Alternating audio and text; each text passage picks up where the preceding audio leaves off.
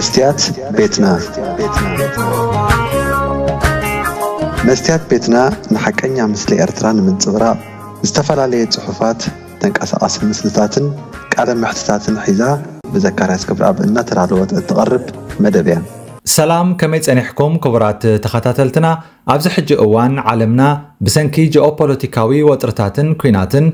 عبي ناي قطبا قلولاون ناي قرب مسمرات زير قصنتن مدرخ تركب كابتوم بزبلت تحسيت خوينم زلو صلاتات دما صلات صعاتن ندادنيم رويترز ابزوصو اواناوي صبصاب كم زحبرو أوروباوያን ሃገራት ዘለውን ዕቁር ናይ ነፈርቲ ነዳዲ ኣዝዩ ብምጉዳሉ እዚ ሕጂ ኸዚነንኦ ዘለዋ መጠን ነዳዲ ንሓደ ወርሒ እውን ዘይኣክል ኮይኑሎ እዚ ኩነታት እዚ ንንግዳውን ሲቪላውን ምንቅስቓሳት ኣየር እታ ክፍሊ ዓለም ኣብ ከቢድ ሓደጋ ዝእቱ ከም ዝኾነ ኣብቲ ጸብጻብ ተጠቒሱሎ ክቡራት ተኸታተልትና እዚ ቅልውላው ግን ብኸመይ ተፈጢሩ እንታይ ሳዕቤናት ከለዎ ንመጻእኸ ፍታሕ ይግበረሉ ዶ ይኸውን ንዝብሉ ሕቶታት بسفيحو كنريኦም ኢና ኣውሮጳ ንነዊሕ እዋን ፍርቂ ካብቲ ንነፈርቲ እትጥቀመሉ ነዳዲ ካብ ሃገራት ማእከላይ ምብራቕ እያ ትዕድጎ ነይራ እዚ ናይ ቀረብ መስመር ብቁጠባዊ መዳይ ዝሓሰረን ብጂኦግራፊካዊ ኣቀማምጣ ድማ ዝቐረበን ብምንባሩ ኣውሮጳ ርግኣት ዘለዎ ናይ ነዳዲ ዕዳጋ ክህልዋ ሓጊዙ ይኹን እምበር ኣብ ወርሒ ለካቲት መወዳእታ ኣብ መንጎ ኣሜሪካን ኢራንን ዝተወልዐ ኩናት ነዚ ኩነታት ርእሰ ምንጭ ሓደጋ ገይርዎሎ ነዚ ዋሕዚ ነዳዲ ዓለም ዝውስን ጂኦግራፊካዊ መስመር ሕርሙዝ እዚ ወሽመጥ እዚ ናይ ዓለም ሓደ ሓምሻይ ማለት 20 ሚእታዊት ነዳዲ ዝሓልፈሉ ስትራቴጂካዊ ቦታ እዩ ብሰንኪ ኩናት ወሽመጥ ሕርሙዝ ሙሉእ ብምሉእ ተዓፅዩ ጸኒሑ እቲ መስመር ኣብ ወርሒ ሰነ ብኸፊል ተኸፊቱ ዝነበረ እኳ እንተኾነ ኣብ ወርሒ ሓምለ ዝተገብረ ናይ ተኽሲ ደው ናይ ምባል ስምምዕ ብምፍራሱ ኣሜሪካን ኢራንን ዳግማይ ናብ ምትኻስ ብምእታወን እቲ ዞባ ከም እንደገና ይሕመሳሎ እዚ ድማ ንምንቅስቓስ ዓበይቲ መራኽብ ጽዕነት ነዳዲ ሙሉእ ብምሉእ ዓጊትዎ ይርከብ እቲ ካብ ማእከላይ ምብራቕ ዝመጽእ ዝነበረ ነዳዲ ምስ ተወድአ ኸኣ ኣውሮጳውያን ሃገራት ኣማራጺታት ክደልያ ተገዲደን ንነፋሪት ዝኸውን ነዳዲ ካብ ርሑቕ ከባቢታት ማለት ካብ ኣሜሪካን ዝተፈላለያ ሃገራት ኤስያን ብኸቢድ ወጻኢታት ከእትዋ ጀሚረን ካብ ርሑቕ ቦታታት ብመራኽብ ዝመጽእ ነዳዲ ግዜ ዝወስድን ዋጋ ዘንህርን ብምዃኑ ግን እቲ ኣብ ውሽጢ ኣውሮጳ ዘሎ ናይ ነዳዲ ዲፖ ምስ ዘሎ ልዑል ጠለብ ክመጣጠን ኣይከኣለን በዚ ምኽንያት ከዓ እቲ ክዙን ነዳዲ ተጸንቂቑ ካብ ሓደ ወርሒ ንዘይበልጽ ግዜ ጥራሕ ከም ዘገልግል ኮይኑ ዘሎ ኮሚሽን ኣውሮጳ ነዚ ኩነታት ኣመልኪቱ ኣብ ዘውፅኦ መግለጺ እቲ ዘሎ ናይ ነዳዲ ዋሕዚ ኣዝዩ ዘሻቕል ምዃኑ ብምግላጽ ኩነታት ዑደት መገሻታት ኣየር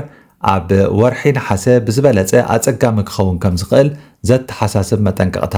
ኣመሓላሊፉሎ እዚ ናይ ነዳዲ ሕፅረት ንኹለን ሃገራት ኣውሮጳ ማዕረ ኣይኮነን ዝጸልወን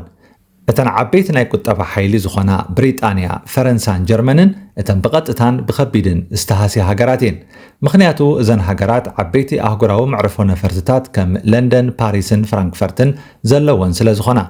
መዓልታዊ በቲ መዕርፎ ነፈርቲ ዝሓልፋን ዝዓልባን ነፈርቲ ዝሓትኦ ዓቐን ነዳዲ ኣዝዩ ብዙሕ እዩ መስመር ሕርሙዝ ምዕፃው ነቲ ናብዘን ሃገራት ዝመጽእ ነዳዲ ስለ ዝዕንቅፎ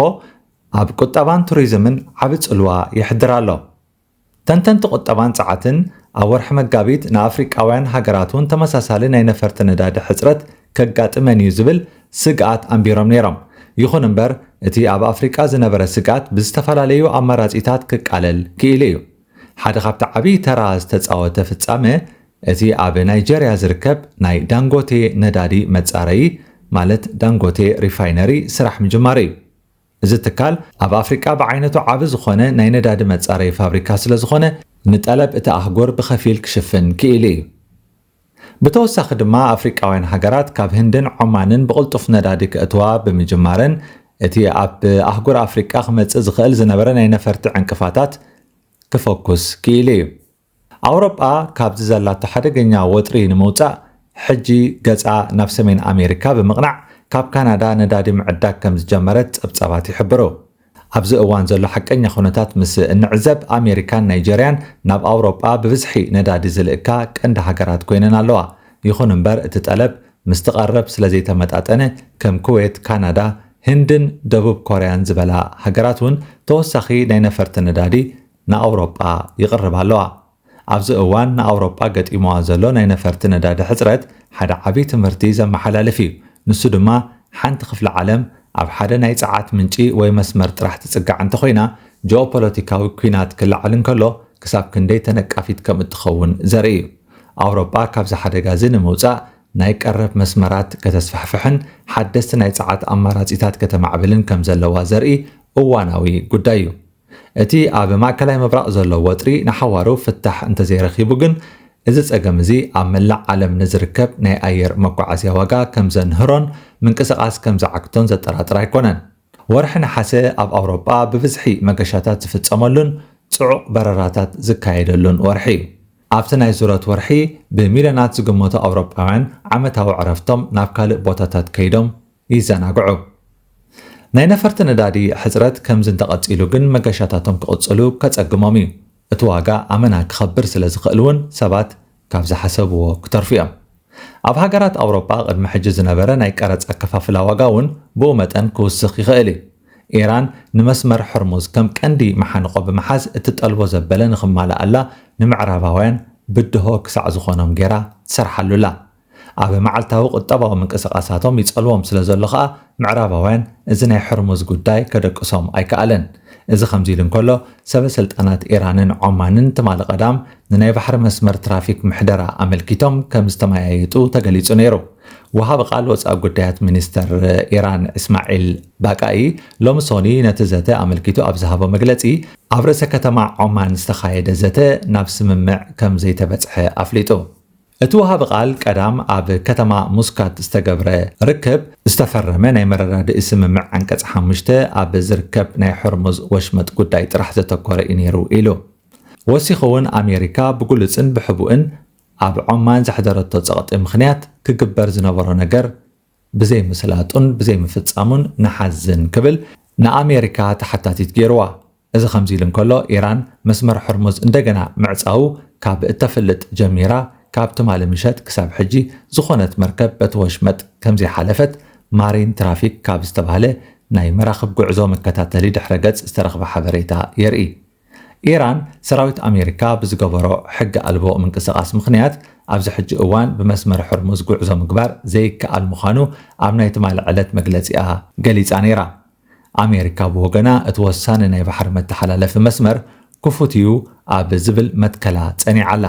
ናይ ኣሜሪካ ማእከላይ እዚ ኣብ ዘውፅኦ መግለፂ ሕርሙዝ ክፉት ከም ዝኾነ ከምኡውን እቲ ሰራዊት ናይ መርከብ ጉዕዞ ነፃነት ንምሕላው ድሉው ምዃኑ ገሊጹ ኣሎ ክቡራት ተኸታተልቲ መስትያት ቤትና ንሎሚ 13 ሓምለ 2026 ዘዳለናልኩም ትሕዝቶ ኣብዚ ዛዚምና ኣለና ኣብ ቀረባ ብኻልእ ኣርእስቲ ክሳብ ንራኸብ ድሓን ፅንሑ መስትያት ቤትና መስትያት ቤትና ንሓቀኛ ምስሊ ኤርትራ ንምንጽብራቕ ዝተፈላለየ ጽሑፋት ተንቀሳቓሲ ምስልታትን ቃለ ምሕትታትን ሒዛ ብዘካርያስ ክብረኣብ እናተዳለወት እትቐርብ መደብ እያ كفوت لساني من يزعصوني هاي سجدن عني عبطاقوت ملاخي قطاوخي قنا مسلي فتحي